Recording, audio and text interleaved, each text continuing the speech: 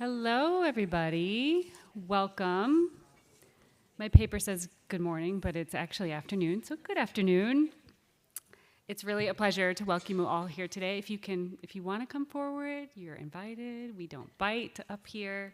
But yes, welcome you to today's breakout session, Wellness on Your Plate, the intersection of diet, health, and waste.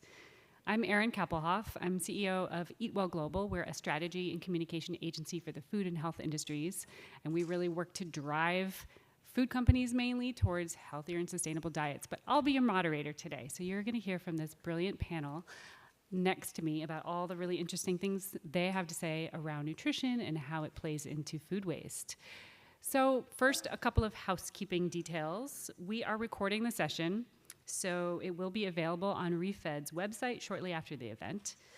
Secondly, we're probably going to go to some Q&A portion a little bit later, so please use the microphone or I will repeat your question because it's being recorded. We want to make sure we capture all the good questions that you might have. And then finally, please go ahead and mute your phones or devices that you may have turned on during the lunch break so we can be sure we don't have any interruptions. So thank you so much. I'm going to start with a little bit of context setting and why we're here today. Well, we know that what we eat and what we don't eat is profoundly connected to our health and to the health of our planet. But what's often missing from the food waste conversation is a key question. What if we could reduce food waste and improve public health at the same time? So this session is about exploring all of that, exploring that powerful intersection where nutrition, sustainability, and behavior change all meet, and how integrating nutrition expertise across different sectors, which you'll hear about in a moment, can really unlock that greater impact. So we'll start with the problem. I'm not going to go into statistics because you've heard of all today already, but obviously food waste is a big, big problem. And it has the impact on the environment, but it also has an impact on lost value. It's money that's being wasted. And it's a public health issue too.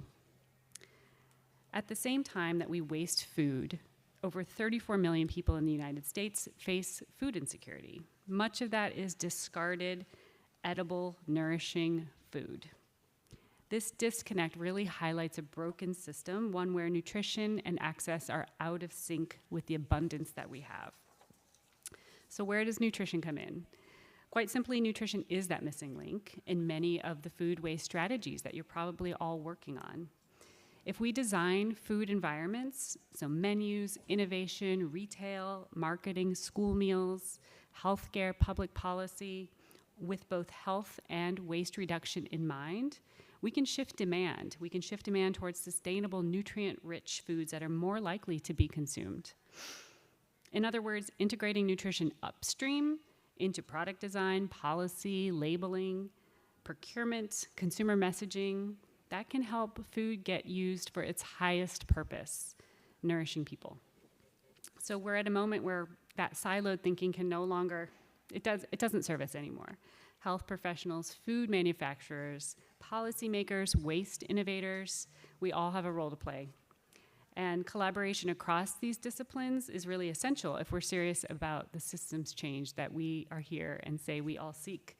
So today's session brings together a pretty diverse panel of experts from across the public health and food policy spectrum with one thing in common. They're working to bring nutrition forward as a solution to reduce food waste while improving public health. So Lauren, Timothy, Violet, Cara, I'm going to let you all introduce yourselves, but you'll hear a bit about their backgrounds. I think their bios are in the app, so they're going to give you those bios in their own words, and we'll get into a discussion. So I will start with the big question, but it'll give you each an opportunity to tell us a little bit about yourselves. So I'd love for each of you to share what you do today. What is your role? Where do you work? What do you do?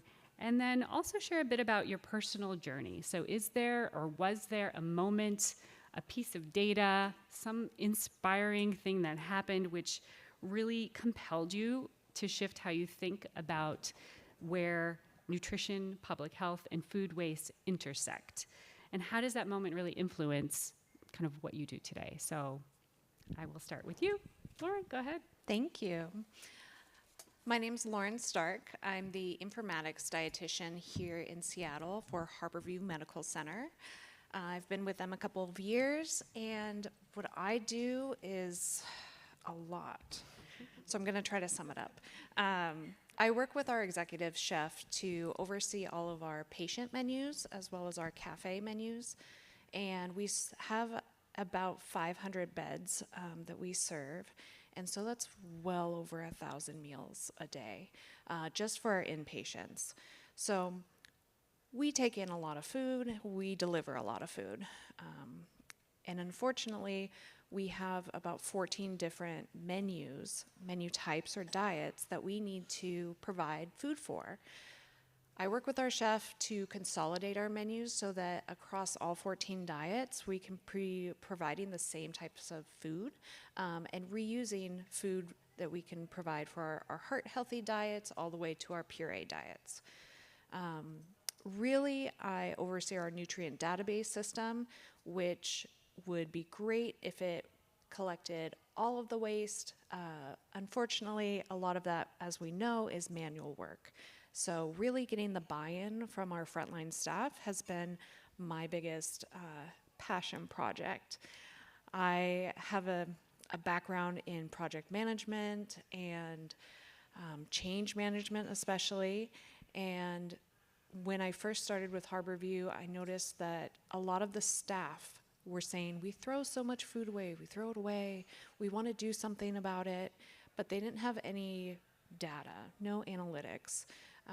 So really my job when it comes to change management is getting the buy-in from our frontline staff, and so creating systems to track food waste, to report how much we actually produce in the first place, and that's never been done before. So bringing that to the healthcare setting has been a lot, but it's great. It's a passion project, which I've heard a lot of this is a passion project for everyone, so glad to be here.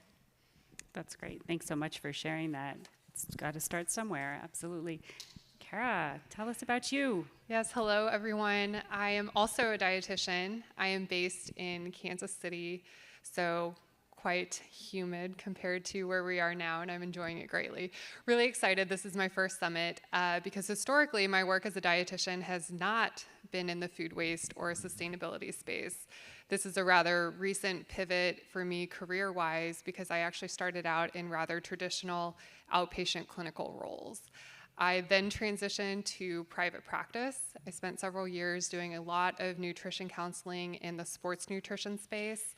As a former athlete, that was an interest area of mine, and that gradually transitioned into more work in the nutrition communications and media space.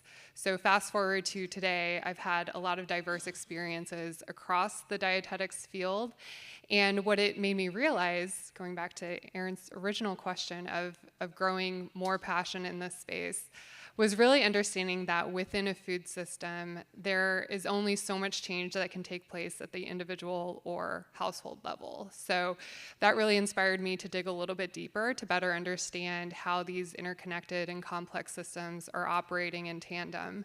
That prompted me to return to school. So I am also currently a student for a master's level program in sustainable food systems, where that starts to surface at this intersection that we're discussing around diet and nutrition and food waste, I think really comes down to my background and personal experiences that have really influenced my professional work. So through my own past history with disordered eating and really understanding what some of those really compelling personal narratives are around how we relate to food and how that drives food choices and behavior change going forward.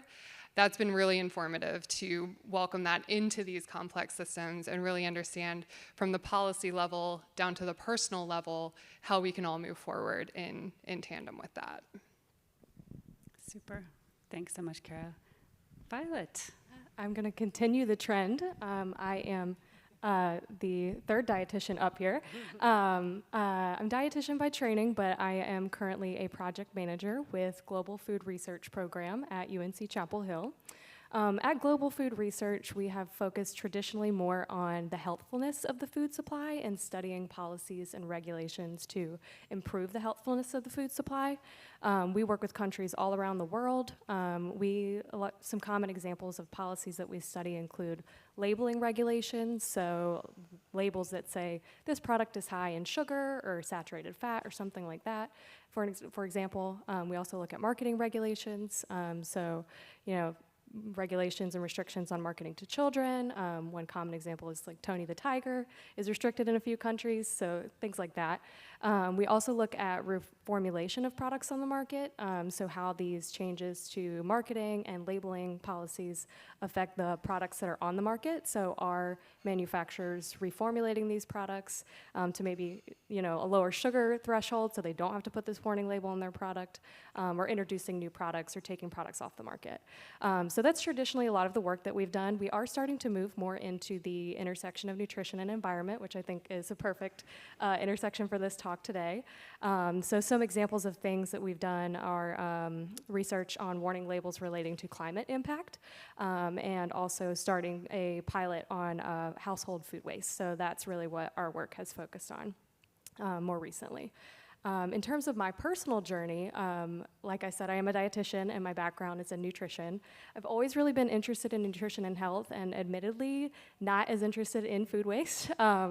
But I kind of accidentally fell into an interest in food waste. And when I was in graduate school, we had a course on nutrition policy, and we had to rank our interest in some different group topics for a semester-long project. I totally missed the memo on voting for those different topics, and I got put into the food waste project. And I was, like I said, admittedly not super interested in food waste. I was not very excited. But for me, that semester-long project where we designed a policy to not only promote nutrition, but also reduce food waste really helped me understand that those things can go hand in hand, and they're not necessarily antagonizing one another. I think sometimes there's a misconception that, I'm going to eat more fruits and vegetables, that might produce more food waste, and that's not always necessarily the case. You can reduce your food waste and improve your nutrition at the same time. And so for me, I think that was kind of the turning point, and has inspired me to want to continue taking those issues on as part of my work and my career. So that's kind of how I fell into understanding that interest. So cool. Thanks for sharing. Timothy, last but not least. Hi, everybody. My name is Timothy. I'm not a nutritionist, but I play one in AI. And it's kind of, I bow to the knowledge that's to my right, because this is a field that I lean into often to have my guidance, so thanks for all the hard work. So a little bit about us. We are based in Richmond, California, and also in Napa, California, and our tagline for our business is, it's been for 12 years, it's been deploying nutrition for humanity. And with friends in the past help us get there, we've done a lot of things along the way to try to solve some of the biggest problems. And for us, that is, how do we get more nutrition in the current supply chain? So a little bit of background. Before this, I did something similar in a previous life, and I'll talk about it as my journey. Super quick. So what we do is we focus on, we're vertically integrated processor and supplier of regenerative and upcycled ingredients. So we really work on how to take side streams, waste streams, whatever we want to call them, from post-production sources like beer, wine, juicing, all the good stuff's left over, all the fiber, all those good stuff, that's all thrown away, right? So what we focus on is how to stabilize that, then dehydrate that, and then further process it down. But we also work on, we're very big advocates of regenerative agriculture. So we're working on methodologies on how to capture some of that waste as well as amplify those processes. So for us, it's all about getting nutrition in the supply chain, right? That's the number one. I'll tell you about the journey. You asked about the journey. So I'm a technologist by trade. I had deeply involved with technology, real-time 3D computer graphics, internet. My last gig before I got pulled in the chocolate business was building machine vision systems for the space shuttle. So I've been doing machine vision and machine learning for a long time now. So it's a fun time that we're living in right now because of that. Not because of that.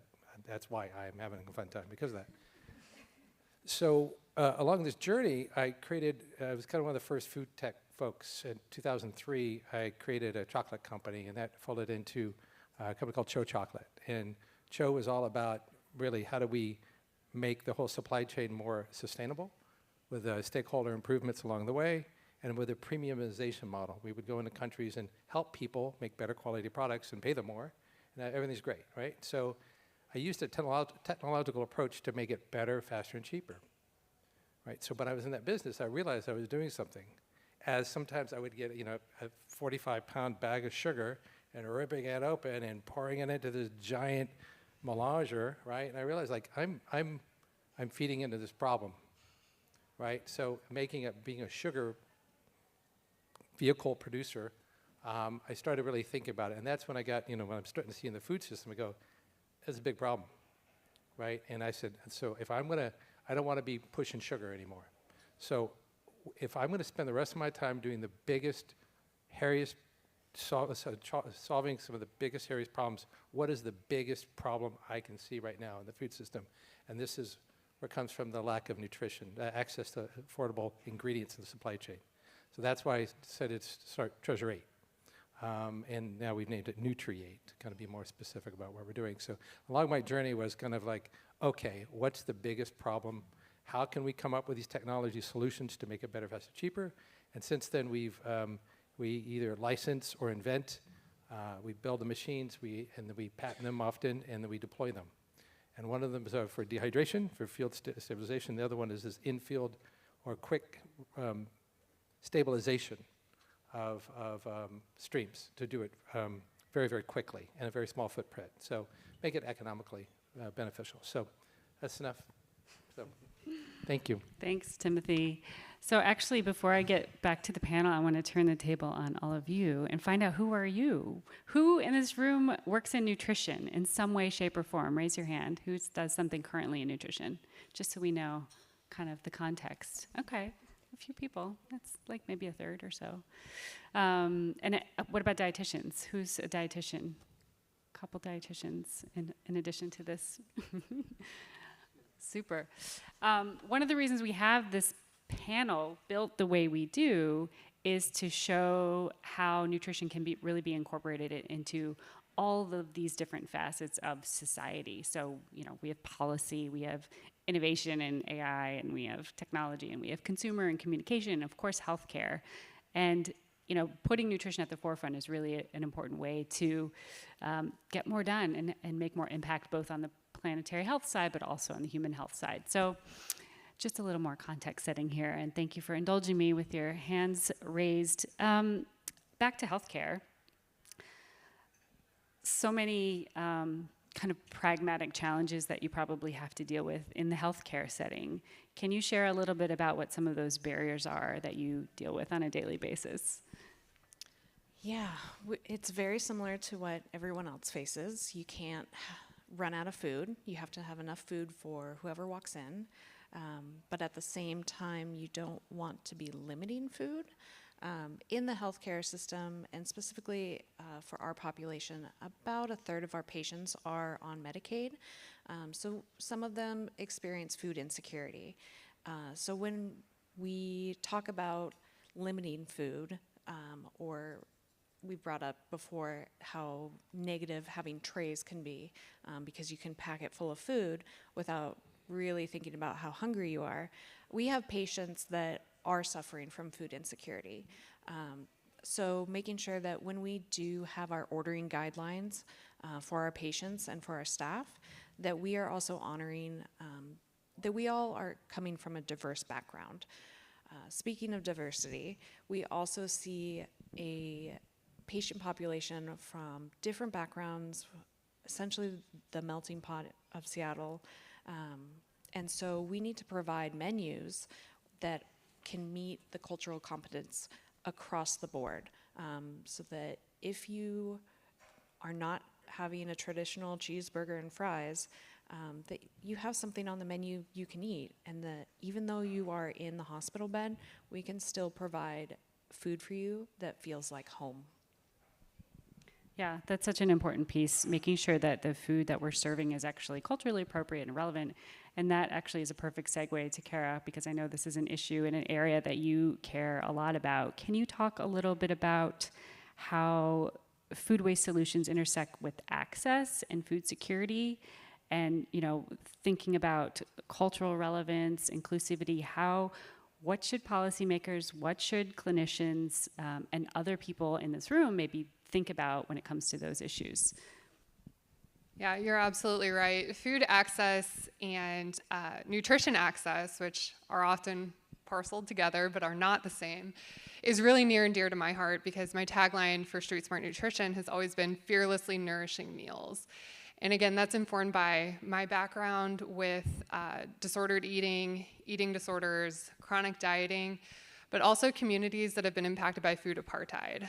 I currently live in one of those neighborhoods where we are very fortunate to finally have a brick and mortar grocery store. But when I think about food waste solutions and the way that these messages are often framed, what often comes to mind is who is left out of those conversations and whose perspectives are not included, because truth be told, lots of the messages I'm noticing would not fly in my neighborhood.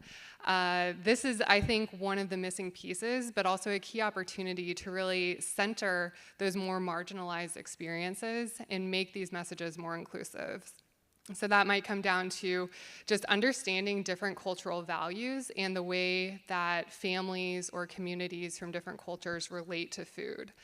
My own background is mixed race, but my father grew up in a very rural white community. So lower middle class, but food scarcity was always, front of mind. They had enough, but they never had too much. They never had access or excess.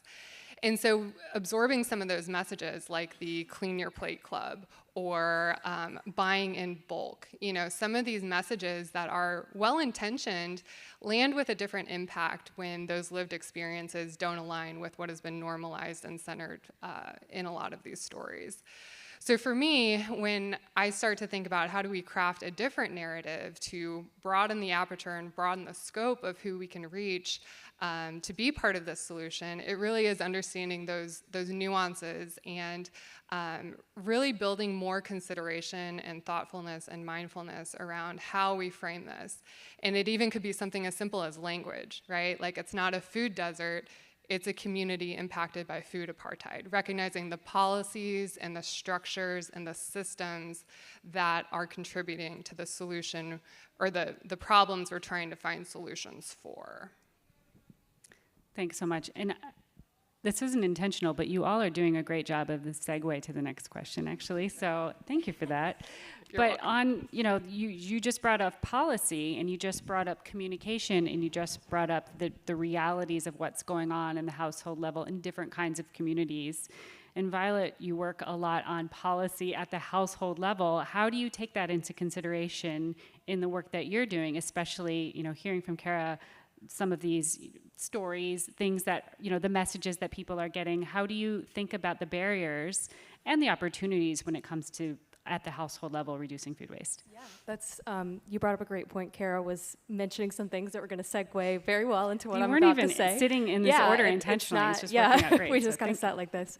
But yeah, so as part of our household food waste project that we were working on that I mentioned earlier, the goal is to design an intervention to reduce food waste at the household level. And so the first stage of this project for us was really understanding, like Cara mentioned, the lived experiences of people who are affected by, at the household level. And it's called design thinking. I don't know if anybody is familiar with that concept, but if you're not, it's basically really centering the people who are going to be using the solution or the product that you're designing in the design process of that. And so and I talk about this in the past tense because unfortunately our grant was recently terminated. So if anybody knows of any funding opportunities, please come talk to me. But so we had a grant from the EPA, and the first stage was to conduct this design thinking work. And so we conducted a few workshops with some individuals in North Carolina, because that was going to eventually be the focus of our trial, was going to be individuals in North Carolina. And during that design thinking phase, we identified, working with participants, some common barriers to food waste, which what we identified are probably what you'll see in national statistics as well, so nothing, crazy or out of the ordinary. Some of the most common barriers are things like not having proper inventory of what you already have in your household. So, if you're going out shopping, maybe you're not checking what you already have before you go. Not storing things properly, so maybe not knowing which fruits and vegetables should be stored in the refrigerator or out on the counter. And other things like, I have my other notes here so I don't forget which ones were most popular. And then buying and preparing too much food. So maybe you're buying too much at the store, you don't know what to do with it, or you've prepared too much and you don't want to eat it. And so those are the most common barriers that we identified, but we also found that really differed based on the household type. So one important thing I also forgot to mention is that our grant was focused specifically on lower income populations and families with children. So that was a large part of our study population. And we found that households with younger children were facing barriers like a lot of young children go through a picky eating phase, and that's a big barrier that, if you don't have a young child in the household, maybe not a barrier relevant to you, but it is a big factor for people that have younger children. Or multi-generational households, or households with several people living in the house. Fridge might get a little more crowded. Maybe you forgot your leftovers in the back, they're covered up by something else. So we found that barriers differed by household type, but motivations were pretty similar across the board. Again, probably similar with what you'll see in national statistics. So time and money are the biggest barrier or motivator for people in terms of reducing their food waste. And so that really got us thinking about how we can appeal to those barriers and also reducing motivations in our work. Thanks so much, Violet. Timothy, talk to us about innovation, AI. What are some of the exciting things that you see as opportunities to link these technologies together to reduce food waste? Okay. Innovation in food waste and AI. So I'm a systems thinker, and I think about things that are going to happen and put the infrastructure and the conceptual footholds and handholds in for others to see it, and then as it develops, kind of follow. I've developed a concept called RAIN, and it stands for Regenerative Agriculture, Artificial Intelligence, and Nutrition, because they're all connected, in my opinion. So where we're focusing on, we early adopters of AI, early on, it's just revolutionized my whole business. I mean, I can write a patent in 4 hours and file it in 4 hours. It's crazy. I mean, all of us have stories now about how it's so automating our life, making our lives much more efficient, and it's become the thought partner that I've been looking for a long time. Thought partner, not life partner. That's a different session. Yeah, totally. Boy, is it. So a few things where we're focusing our AI work besides just operations stuff. And we're different in the sense that we have the same passion for nutrition, but we focus on kind of the invisible layer, right? So the processing layer, where there's people grow and there's people that make manufacture stuff and consume it, whether it's food service or food factories. But we're that kind of the quiet layer in the middle of it, the invisible layer. So with that, that's where our AI goes into it. It goes for us, it goes for space planning, airflow analysis. But what it does, it really helps me to be able to, frankly, not have a couple people around to do the work for me, to do the analysis of, does something work out economically, and does it have the right nutrient loading, the right market value, and in the right carbon impact, right? So we used to spend weeks trying to do that, and now we can just do it in 3-4 hours. It's amazing.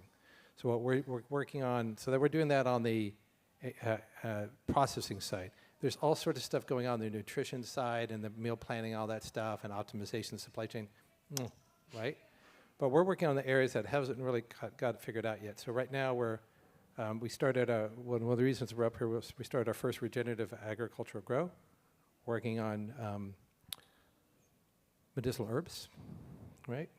And so we're using the AI for everything from the entire agronomics to the plot design to the studies. We're doing a number of different inputs. And then, most importantly, most people don't get this, but this group will get it, is we're using the AI to also study the analysis of the nutrient loading, the compound loading of those particular inputs of that particular stuff, and then tie that into, again, the first part I was talking about, the value-added processing part.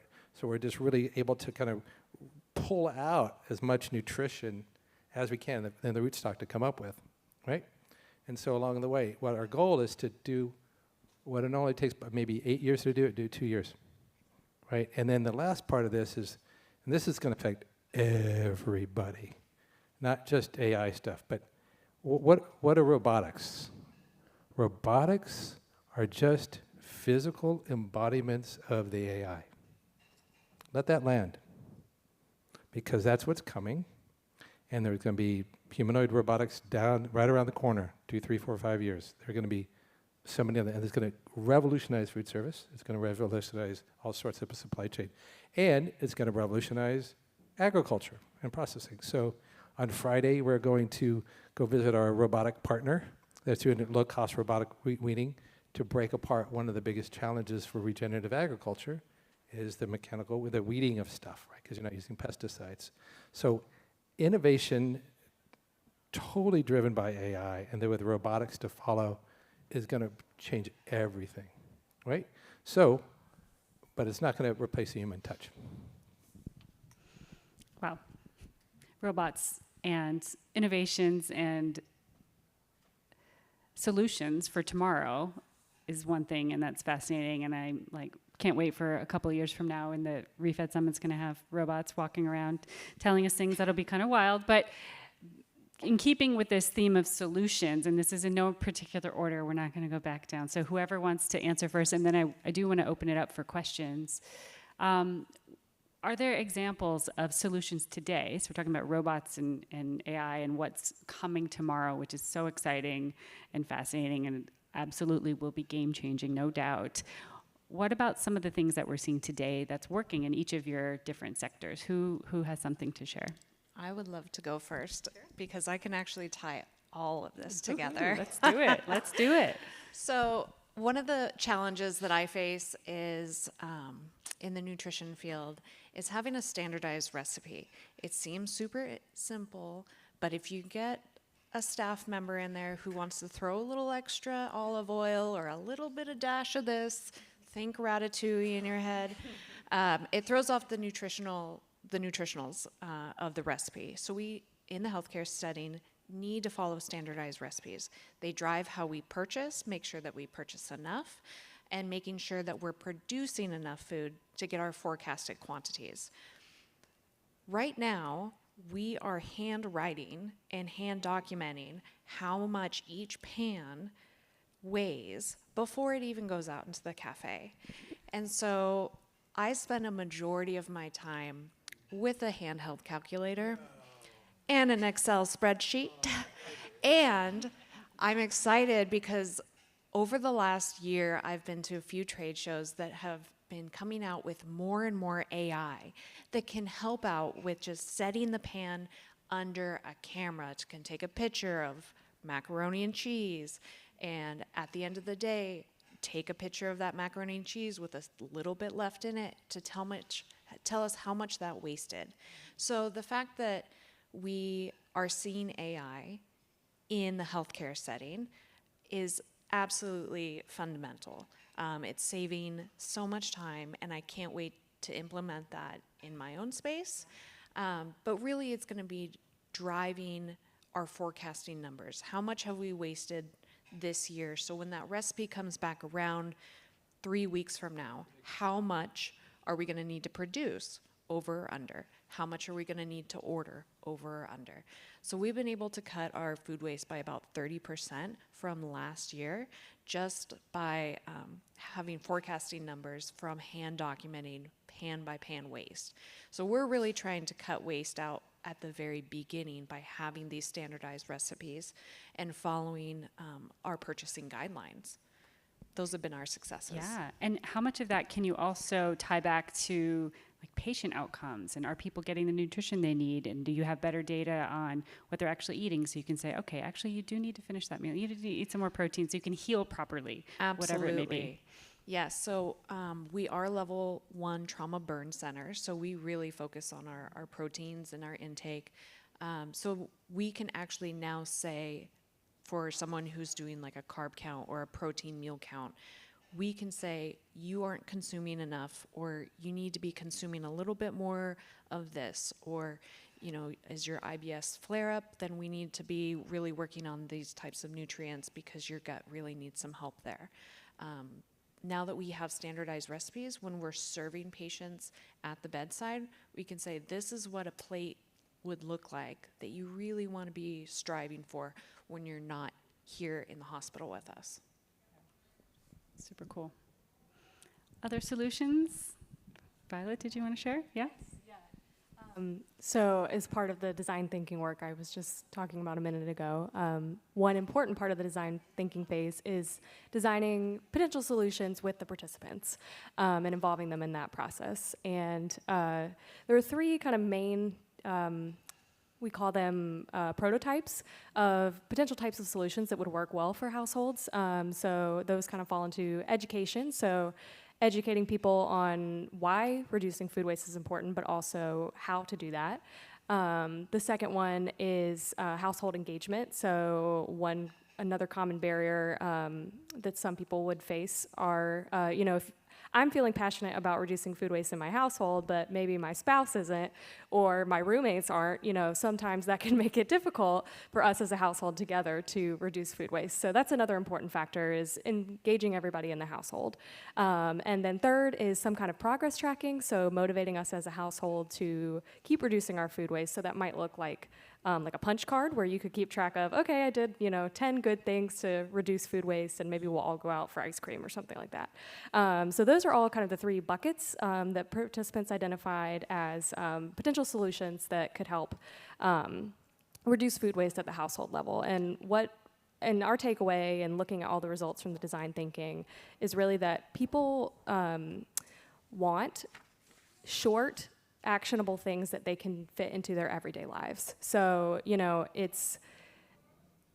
think we heard this in the main session, household food waste is up, but food prices are also up.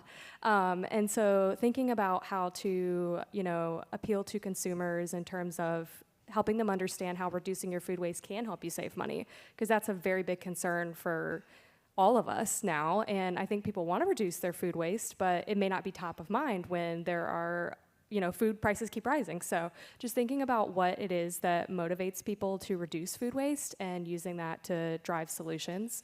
A lot of times that might be money and time, but for other people it might be other factors, like the environment, and just thinking about how we can incorporate those into different interventions. And that's kind of what our major takeaway was. And also, interventions that can, we designed this website intervention, which is pretty cool. And people are able to go in and answer questions about their food waste behaviors, and then see recommendations on areas that they could improve on, things that they could work on based on how they responded. And so we were able to tailor that intervention because everybody faces different barriers. Everybody has, different things in their lives. So also, creating interventions that are able to be tailored to each individual person where that's possible. Yeah, and thinking about behavior change at the household level, my work is a little bit different because a lot of it is one-way communication. So as content is created and published and shared, you don't always get that feedback loop of how it's landing or what the impact is. So it's very hard to measure. But I think of zooming out just a little bit and paying attention to some of the other trends that are taking place in this time. If anybody sat in on the breakout session where it was all about storytelling, we also heard that a bit in the opening session as Chef John was talking about his role on social media. This is where I think it can be really interesting, more anecdotally than academically, but understanding what messages are landing and landing well. a lot of the messaging we hear is very shame-driven. And shame is a powerful emotion, right? When we think about a powerful hook for a story, it is either fear-based or anxiety-based or some kind of negative association. And while that can be motivating, it's also very reactive. So I think if we can find more positive types of messaging to really shift that narrative, we can encourage people to think about this more proactively in the capacity of what they have the resources to do. A lot of my work has also centered around busting misinformation and false narratives around food and nutrition and wellness. And so I think another really key piece of this is identifying which audiences fall into that category of what we sometimes call the worried well. You know, these are often very loud or influential voices in the space. You know, they're shaping the narrative, they have a seat at the table, and they have the microphone. Yet at the same time, they often don't make up the majority, and they are not totally representative of everyone who's seeking a solution. This category of worried well tends to reinforce the binary that there is a right or good or correct way of addressing or finding a solution, when in reality, you know, my dad would have this saying, again, I told you he's very country, he would say there's more than one way to skin a cat. So I say that as a cat lover, ask me about them later, but there's more than one way to eat a nourishing diet. There's more than one way to reduce food waste at the household level or the personal level. And so I think keeping that in mind, we can really find more uplifting and encouraging ways to, again, build those sustainable habits that ultimately may not feel like they're making a measurable impact, but emotionally and personally, it is something that we find purpose in, and that is the real motivator that stacks up to add up to a bigger change. Super. All right, I think we want to open it up for some questions. Does anyone have a burning question they want to ask? Any of you nutrition curious folks or folks working in nutrition? Any questions around how to implement this? Come on. Come on. I know it's after lunch. I felt like a lot of the things, especially Cara and Violet, you were mentioning, have to do with the ways in which people are thinking, like how they're responding to messaging. It feels like very psychology based, and so I know that dietitian or dietetics has like a part in psychology as well. But I'm curious if you ever work in that field or with people in that field, like what role that plays. Yeah, I'll take it first. So motivational interviewing is a part of our training as we move into these nutrition counseling settings. It's less about, I know the right way to do this, like a very patronizing approach, and more about partnership. So understanding what are those barriers. Is it financial? Is it taste preference? Is it a health-related concern? You know, what are the barriers that are preventing you from really hitting those goals, whatever they may be? If I were to layer that into the food waste conversation and how that pulls through, what I think we are really honing in on is a values-aligned approach. And that's the piece of the psychology around behavior change and just how humans are wired that I find really, really interesting. Because we heard, you know, purpose. That was something else from the breakout session. Passion. Like a lot of these are values that we share as humans. And part of our training as dietitians is to really recognize and reflect back what we're hearing from our patients and clients. So if I hear from someone like what your work focuses on, where it may be financially driven, that might also be my goal, or health driven with a nutrition related outcome. Well, my patient or client sitting across from me might actually be more motivated by novelty or creativity or connection to a family recipe and that nostalgia that's prompting them to pursue how they purchase and engage with food. So I think we have to be a little bit more creative in how we not only personally reflect those values back, but also identifying what our own values are. I think the more attuned we are to recognizing that in ourselves, the better we'll be at tuning into that and really identifying what that most important driver will be. Again, plenty of time afterwards to go into more detail, but I love that you picked up on the mindset piece of it, because it's going to take much, much more than just this academic or rational knowledge up here, and really have to hit someone, where they feel it deeply. You did an amazing job covering that, Cara. I don't know if I have too much else insightful to add. But yeah, just going off of what Cara said, I mean, our training is learning motivational interviewing, and it's really, adult learners don't really like to be told what to do. I think most of us can relate to that, right? And just thinking about what people's own personal motivations are and meeting them where they are. That's kind of my main takeaway as well from the work that we've done. And I had another thought, and I totally forgot what it was. So, but yeah, Cara, I think you covered it perfectly. Awesome. Thanks so much, and thanks for the question. Other questions? Yep, up here in front. Yep. Can I make you run, Travis?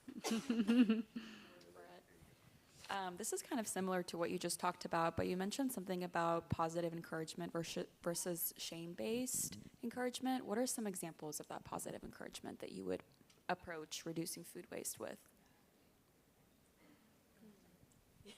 I'm thinking of an example. I mean, I think one example that, I think we heard about this in the main stage session as well, or maybe it was in the breakout session that I attended earlier, like around the messaging.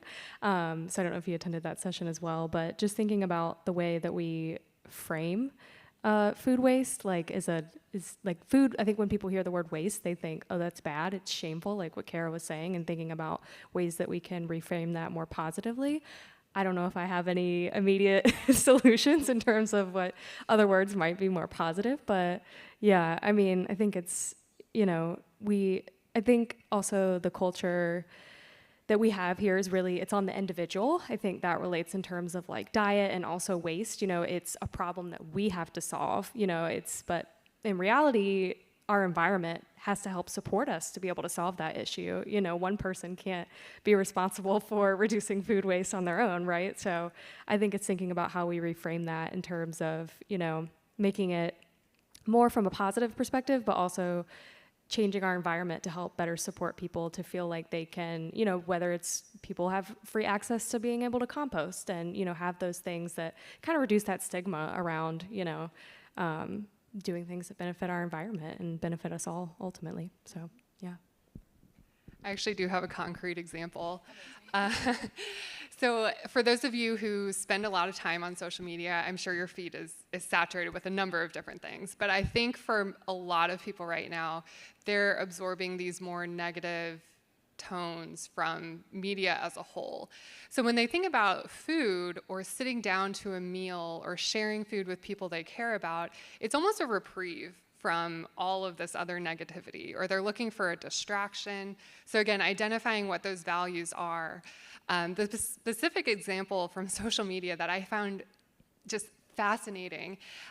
This was more at its peak, I think, during the pandemic when you're spending so much time at home, you're looking to be entertained.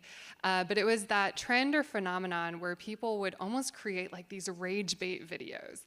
It's someone like mixing spaghetti on their kitchen countertop or like blending a smoothie in their toilet bowl. And to me, yes, like that sense of disgust, you're just like, ugh, like how wasteful. But the most interesting piece about those trends was wading into the comment section and seeing almost the backlash and the pushback. And I think that is an example of how something that normally would be demotivating, like that shame response, was actually shifting and twisting the conversation into more of like a call out or a call in of, not necessarily to that content creator or the person creating rage bait food wasteful content, but more like the conversation that was continuing in the comment section where people would recognize like, okay, I'm not the only one who like pin this as what it is. Like I see it, someone else is seeing it, and that begins this conversation that takes place far longer than what that trendy piece of content looks like. That's a very specific example. If you're not active on social media, ignore everything. We'll talk about another example later. But again, I think that's where we collectively can use each of our own platforms to reinforce that more positive messaging. Even if it's something as simple as just the reminder that food is a connector. If you want to have these relationships with friends, with family, with colleagues, whoever, food can be a piece of that. And when we value it and frame it as such, as so much more than just the nutrition or energy it provides, overall that tends to feel, I think, more uplifting and positive than not. Just one example I was just thinking of was around in my personal life, like when I look in the refrigerator and I'm thinking, oh, I have to use all these leftovers and all these leftover ingredients, I can frame it up for myself negatively like that, like, oh, I have to figure out what to do, or it's a challenge. And you better believe when I've come up with some recipe that uses those ingredients that I'm so proud of myself, and my whole family knows about it too. So I think reframing that challenge as creativity and an opportunity, even for ourselves, can be kind of a mind shift to help us kind of think of solutions in a more positive light. But that was a really good question. We are nearing the end, so I want to give the panel an opportunity to leave us all with a little nugget of truth, something memorable that we can all kind of take away as kind of an important piece of advice, something you want everyone to know. Who wants to go first? Everybody gets a turn.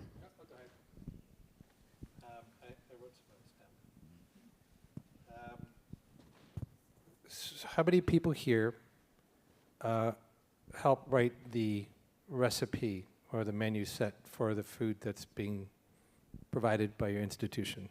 Yeah. Okay. How many people here do the request for the purchasing or do the purchasing of those ingredients stuff? Okay, cool. Okay, so my job right now is try to turn you guys and gals into, mostly gals, into advocates for the following thing. Regenerative agriculture requests from you can make an impact. Slowly keep chipping away and saying, folks, we're in the business to provide nutrition. The best way to do this for us to support regenerative agriculture, and I'm going to give you some reason why. So, since we're at a food waste conference, regenerative ag reduces food waste. Anybody know why? Because the root stock is healthier, the plant is healthier, the skins are thicker, they last longer on the shelves, right? And they have more nutrition in them, right? Because of all the good stuff. And besides all saving the health of the planet and the soil and stuff, but also it provides healthier outcomes because we're in the business we care. This passionate group of people, we care about outcomes and health outcomes of people. Well, Regen Ag doesn't have pesticides and all the bad stuff that stays along with the food and causes disease, right? So can't emphasize enough about we have the power to continue to just keep chipping away, and it's working. So how many people have seen the movie Common Ground? Okay, awesome, right? Amazing movie. So it's my call to action. Go home or go to work or wherever, watch Common Ground. It's awesome. They're the same folks that did Kiss the Ground before that. It's a great way to educate those in your network about what's going on here. So that's my takeaway. Watch Common Ground. I'll go ahead and go next. From someone who recognizes that change management is really hard, know what drives you. For me, I love a really hard problem. Like, give me a problem that everyone else has struggled with, and I'm going to find a way to solve it. So know what drives you, but then also know your stakeholders. Know what drives your stakeholders, and being able to talk to them about what your goal is, but make it personal for them. You really have to get your stakeholders on board, whether it's your staff, whether it's your C-suite, whether it's, politicians, whomever. You need to really know what they're after and make sure that they understand why food waste needs to be a top priority. Food diversion needs to be a top priority, and really work and hone in on that. Yeah, for me, I work less on the solutions at the operational level, but I think one important takeaway I'd love everyone in this room to take out of it is to abolish the idea of perfection. In the context of this, again, there's so much reinforcement around the binary of there being a right or wrong way to do it. But I think back to Hunter, who we heard from this morning, doing such amazing work at such a young age, and his message was that no small change is too small. So becoming that champion, whether it's in your own household, if it's within your friend group, if it is in your neighborhood, like build those relationships and be that advocate and that champion for food waste solutions at the smallest scale you can imagine, because that's where it often starts. We still need to rely on policy change and building the business case in other settings, but we have to remember that outside of our professional work, we're just people. Like we're humans, and humans are imperfect by design. And so abolishing the idea that there's one solution or one right way, I think is really liberating in the sense that it gives you flexibility and opportunity to make it work for you and stack those habits where, again, in the long run, that's where it really adds up to a more meaningful difference. We'll close this out here. My main takeaway goes right along with what Cara was saying. Meet people where they are. And I think we heard this in the main stage session as well this morning. And like Cara was also saying, we heard also in the main stage that, no action is too small. We're all super busy. Like Cara said, we're all humans. We're not perfect. We don't want to strive for perfection because that's not realistic. But focusing on those small changes that we can make. Maybe it's just a eat me or use me first sign that you put in the fridge that helps you and your household figure out, okay, these herbs are about to go bad, or these are the leftovers we had last night. I should probably eat these first. Or it could be something as simple as, watching a video together with your household members, and everybody learns about why it's important to reduce food waste and maybe get a little motivation there. So really just starting small and recognizing that, we're all busy, we've all got things to do, and what are some small changes that we can make and start the momentum forward and get other people, motivated to reduce food waste and make it a priority and really understand what it is that motivates them as well, and work towards it together. We're all in it together. Beautiful. Thank you all so much. Deep gratitude for each of you for being here, and thank you all for joining this session. I think we do have, I'm supposed to tell you, next on the agenda, there's a short break until the International Showcase begins at 2:45. Is that correct? And LYA.